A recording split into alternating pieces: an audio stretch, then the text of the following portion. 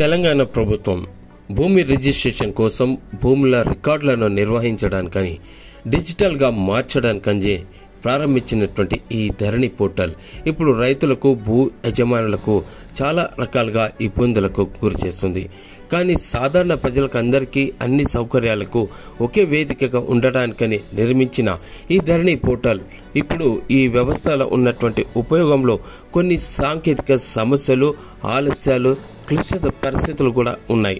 సరే, ఈ సమస్యల కారణాలు, వాటి పరిష్కారాల గురించి, వాటిలో భవిష్యత్తులో జరిగే మార్పులు ఎలా ఉండబోతున్నాయి, ఆ సమస్యల్ని ఎలా పరిష్కరించాలో ఓ చిన్న ట్రిక్స్ నేను చెప్తాను. వాటిని ఇక్కడ చూడండి. ఇప్పుడు ముఖ్యంగా మనీ పేమెంట్స్ విషయంలో ఆ ప్రాసెసింగ్లో చాలా ప్రాబ్లమ్స్ వస్తుంటాయి. అయితే మనీ పేమెంట్ చేసిన తర్వాత ట్రాన్సాక్షన్ ఫెయిల్ కావడం అటువంటి సమస్య వస్తుంటుంది. దానికి పరిష్కారం ఏంటంటే, ప్రతి ట్రాన్సాక్షన్ తర్వాత ఒక ట్రాన్సాక్షన్ ఐడి అనేది క్రియేట్ అవుతుంది. దాన్ని ఇమ్మీడియట్గా నోట్ చేసుకొని 48 అవర్స్ లోపు రిఫండ్ లేదా కన్ఫర్మేషన్ రాకపోతే ఇమ్మీడియట్గా హెల్ప్ డెస్క్ తోటి ఎస్కలేషన్ చేయాల్సిన అవసరం ఉంటుంది. So next point, document verification ఆలస్యం అవుతూ ఉంటుంది. అత్యవసర సమయం లోపల ఆ ఫైళ్ళు డాక్యుమెంట్లో చాలా కాలంలో పెండింగ్ ఉంటుంటుంది. సో అవి అప్లోడ్ కాదు. కారణం ఏంటంటే, ఫైల్ ఫార్మాట్ సైజును కరెక్ట్గా అప్లోడ్ చేసినప్పుడు ఈ ప్రాబ్లం అనేది రాదు. సో అప్లోడ్ చేసే కంటే ముందే ఫైల్ ఫార్మాట్ని చెక్ చేసుకొని కరెక్ట్ సైజును రెడీ చేసుకొని పెట్టుకోవాల్సినటువంటి అవసరం ఉంటుంది. ఇక తరచుగా సిస్టమ్ అనేది స్లో డౌన్ అవుతూ ఉంటుంది. దానివల్ల అవుటేజ్ ఎక్కువగా ఉంటుంది. సో దీనికి కారణం ఏంటంటే, అక్కడ ఉన్నటువంటి పోర్టల్ ఏదైతే ఉందో ఆ పోర్టల్ నెమ్మదిగా పనిచేయడం వల్ల సడన్ గా డౌన్ అయిపోతుంది. సో దానివల్ల ఈ ప్రాబ్లం అనేది మనకు ఎప్పుడు అవసరం అవుతుంది. సో ఈ ప్రాబ్లం రైజ్ అయినప్పుడు మనకు ఆల్టర్నేటివ్ ఏంటంటే, ఉదయం ఎర్లీ అవర్స్లో 6 నుంచి 10 లోపల యాక్సెస్ చేసుకుంటే చాలా బాగుంటుంది. సో ఆ 10 తర్వాత చేసినట్టయితే అది పీక్ అవర్స్. ఆ టైంలో చాలా ఇలాంటి ప్రాబ్లమ్స్ ఎక్కువగా మనకు జనరేట్ అవుతుంది. సిస్టమ్స్ కూడా స్లో డౌన్ అవుతుంది. సో నెక్స్ట్, ఇక సరైన డాక్యుమెంట్ ఫార్మాట్ని గుర్తించడం కష్టం అవడం అనేది అక్కడ మీకు ప్రాబ్లం వస్తుంది. అయితే పీడిఎఫ్లోన జేపీజీ ఫార్మాటా, పిఎన్జీ ఫార్మాట్లో అప్లోడ్ చేయాలా ఏంటనేది మీకు అర్థం కాకపోవడం. దీనివల్ల ఏమవుతుందంటే, మీకు అప్లోడ్ చేయాల్సిన ఫైల్ ఫెయిల్ అయిపోతుంది అక్కడ. సో ధరణి పోర్టల్లో హెల్ప్ సెక్షన్లో ఉన్నటువంటి ఒక గైడ్లైన్స్ డౌన్లోడ్ చేసుకొని దాన్ని ఒకసారి వెరిఫై చేసుకుంటే ఈ డాక్యుమెంట్స్ని ఏ ఫార్మాట్లో అప్లోడ్ చేయాలనేది చాలా ఈజీ అవుతుంది.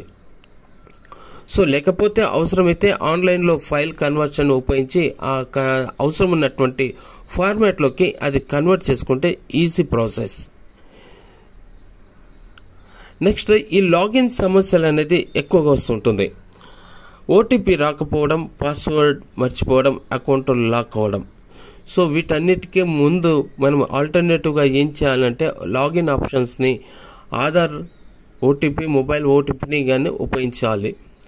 పాస్వర్డ్ రీసెట్ చేసేటప్పుడు ఒక బలమైనటువంటి పాస్వర్డ్ ఇస్తే ఈ లాగిన్ ప్రాబ్లమ్స్ అనేది ఫ్రీక్వెంట్గా మనకు ఫోకస్ కాదు, అక్కడ పాయింట్అవుట్ కాదు. నెక్స్ట్, ఈ ట్రాన్సాక్షన్ ట్రాకింగ్ మీద ఒక నాలెడ్జ్ అనేది కంపల్సరీగా ఉండాలి. సో ఆ సమస్య ఏంటంటే, అది సడన్గా ఆగిపోయినప్పుడు ఏం చేయాలనేది మీకు తెలియకపోవడం అనేది అక్కడ ప్రాబ్లం అవుతుంది. ఈ ట్రాన్సాక్షన్ అయినట్టు దాన్ని ఎట్లా ట్రాక్ చేయాలి? సో ఫస్ట్ ట్రాన్సాక్షన్ ఐడి నుంచి దాన్ని స్టేటస్ ఏంటనేది ట్రాక్ చేయాల్సి ఉంటుంది. సో ట్రాన్సాక్షన్ ఐడిని నోట్ చేసుకుంటే, so district level help desk Dharani వాళ్ళని కన్సల్ట్ అవుతేనే సో ట్రాన్సాక్షన్ యొక్క ట్రాకింగ్ అనేది ఏ స్టేజ్లో ఉంది అనేది మనకి ఇక్కడ బాగా తెలుస్తుంది. నెక్స్ట్, ఇక ఎస్కలేషన్ సెంటర్స్ని ఫ్రీక్వెంట్గా వాడుకుంటే చాలా ఈజీగా ఉంటుంది. ఆ తర్వాత ఈ కమ్యూనిటీ విజ్డమ్ అనేది కంపల్సరీగా ఉండాలి. ధరణి వినియోగదారులది వాట్సాప్ గ్రూప్ కానీ, ఫేస్బుక్ ఫోరం అనేది ఒకటి, సొల్యూషన్స్ని మీరంతా అందరూ యూజర్స్ షేర్ చేసుకుంటే దాంట్లో ఉన్నటువంటి ఫ్రీక్వెంట్గా రేజ్ అయ్యేటువంటి ప్రాబ్లంలను ఈజీగా షేర్ చేసుకోవడంతో ప్రాబ్లమ్ని రెక్టిఫై చేయడానికి ఈజీ అవుతుంది. సో ఫ్రీక్వెంట్గా అరైజ్ అయ్యేటువంటి ఇలాంటి ప్రాబ్లమ్స్ని అధికారికంగా రిపోర్ట్ చేస్తే సో ప్రాబ్లమ్స్ని ఎప్పటికప్పుడు ఇది అవుతుంది. స్క్రీన్ షాట్ లేకపోతే టైం స్టాంప్ని అక్కడ జత చేసి గ్రీవెన్స్ రిడ్రసల్ వాళ్ళకి మనం మెయిల్ పంపించేస్తే then problem will be solved as early as possible. So Dharani portal సక్రమంగా పనిచేస్తే భూ సంబంధిత పనులు వేగంగా మరియు పారదర్శకంగా సాగుతాయి. వినియోగదారుల సహకారం, ప్రభుత్వ స్పందన, సాంకేతిక మెరుగుదలతోటి ఇవన్నీ సమస్యలు గణనీయంగా కూడా తగ్గుతాయి.